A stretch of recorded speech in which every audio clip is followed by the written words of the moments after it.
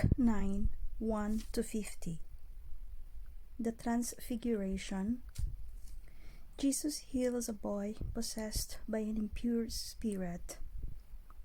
Jesus predicts his death a second time. Whoever is not against us is for us, causing to stumble.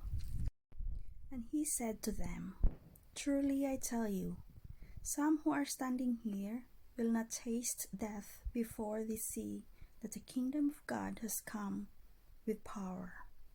The Transfiguration. After 6 days, Jesus took Peter, James, and John with him and led them up a high mountain, where they were all alone. There he was transfigured before them. His clothes became dazzling white, whiter than any in the world could bleach them. And there appeared before them Elijah and Moses, who were talking with Jesus. Peter said to Jesus, "Rabbi, it is good for us to be here. Let us put up 3 shelters, one for you, one for Moses, and one for Elijah." He did not know what to say. They were so frightened. Then a cloud appeared and covered them, and a voice came from the cloud, "This is my Son, whom I love. Listen to him." Suddenly, when they looked around, they no longer saw anyone with them except Jesus. As they were coming down the mountain, Jesus gave them orders not to tell anyone what they had seen until the Son of Man had risen from the dead. They kept the matter to themselves, discussing what rising from the dead meant. And they asked him, "Why do the teachers of the law say that Elijah must come first?" Jesus replied, "To be sure, Elijah does come first and restores all things. Why then it is written that the Son of Man must suffer much and be rejected. But I tell you, Elijah has come, and they have done to him everything they wished, just as it is written about him." Jesus heals a boy possessed by an impure spirit. When they came to the other disciples, they saw a large crowd around them and the teachers of the law arguing with them. As soon as all the people saw Jesus, they were overwhelmed with wonder and ran to greet him. "What are you arguing with them about?" he asked. A man in the crowd answered, "Teacher, I brought you my son who is possessed by a spirit that has robbed him of speech. Whenever it seizes him, it throws him to the ground. He foams at the mouth, gnashes his teeth, and becomes rigid. I asked your disciples to drive out the spirit, but they could not." "You unbelieving generation," Jesus replied, "how long shall I stay with you? How long shall I put up with you? Bring the boy to me." So they brought him. When the spirit saw Jesus, it immediately threw the boy into a convulsion. He fell to the ground and rolled around, foaming at the mouth. Jesus asked the boy's father, "How long has he been like this?" "From childhood," he answered. "It has often thrown him into fire or water to kill him. But if you can do anything, take pity on us and help us." "If you can," said Jesus, "everything is possible for one who believes."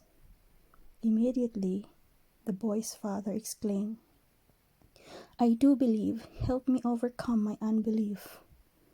When Jesus saw that the crowd was running to the scene, he rebuked the impure spirit.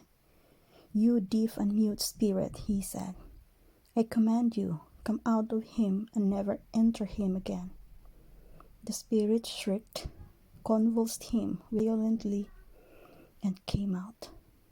The boy looked so much like a corpse that many said, "He's dead." But Jesus took him by the hand and lifted him to his feet, and he stood up. After Jesus has gone indoors, his disciples asked him privately, "Why couldn't we drive it out?" He replied, "This kind can come out only by prayer." Jesus predicts his death a second time. They left that place and passed through Galilee. Jesus did not want anyone to know where they were, because he was teaching his disciples. He said to them, "The Son of Man is going to be delivered into the hands of men. They will kill him, and after 3 days he will rise." But they did not understand what he meant and were afraid to ask him about it. They came to Capernaum. When he was in the house, he asked them, "What were you arguing about on the road?" But they kept quiet, because on the way they had argued about who was the greatest. Sitting down, Jesus called the 12 and said, "Anyone who wants to be first must be the very last and the servant of all." He took a little child whom he placed among them. Taking the child in his arms, he said to them, "Whoever welcomes one of these little children in my name welcomes me, and whoever welcomes me does not welcome me, but the one who sent me. Whoever is not against us is for us."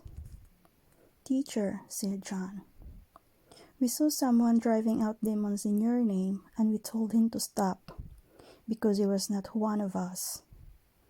"Do not stop him," Jesus said, "for no one who does a miracle in my name can in the next moment say anything bad about me.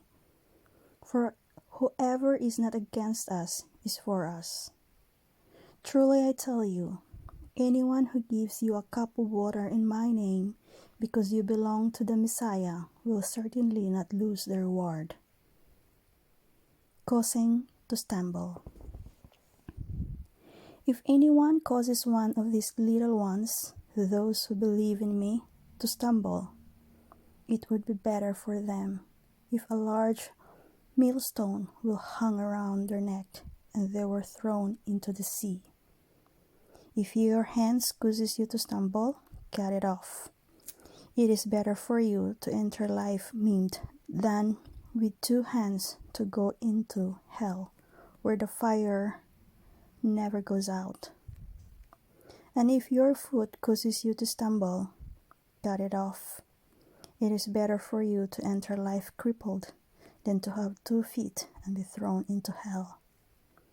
And if your eye causes you to stumble, pluck it out. It is better for you to enter the kingdom of God with 1 eye than to have 2 eyes and be thrown into hell, where the worms that eat them do not die, and the fire is not quenched.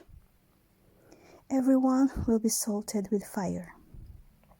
Salt is good, but if it loses its saltiness, how can you make it salty again? Have salt among yourselves, and be at peace with each other."